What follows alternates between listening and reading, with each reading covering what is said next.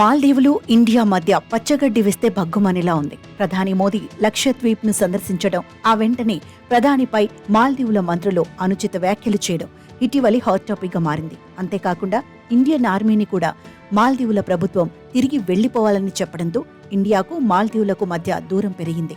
దీంతో ఇండియా నుంచి మాల్దీవులకు వెళ్లే పర్యాటకుల సంఖ్య గణనీయంగా తగ్గిపోయింది. బాయ్కాట్ మాల్దీవులు హ్యాష్ ట్యాగ్ ని ట్రెండ్ చేశారు. ఈ వివాదంతో మాల్దీవ్స్ పర్యాటక ఇండస్ట్రీ తీవ్ర ఒత్తిడిని ఎదుర్కొంటోంది. మాల్దీవుల్లో కొత్త అధ్యక్షుడు మహమ్మద్ మైగ్ను వచ్చిన తర్వాత నుంచి భారత్ వ్యతిరేక, చైనా అనుకూల ధోరణిని అవలంబిస్తున్నారు.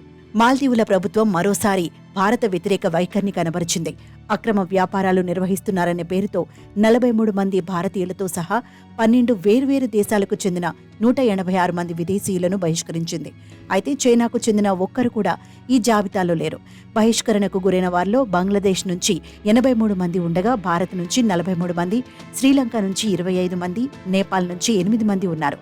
బ్యాంకు ఖాతాలు కలిగి ఉన్న విదేశీయులు అక్రమంగా దేశంలో నిర్వహిస్తున్న వ్యాపారాలను మూసేసే ప్రయత్నాలను చేపట్టామని మాల్దీవుల హోం మంత్రిత్వ శాఖ వెల్లడించింది.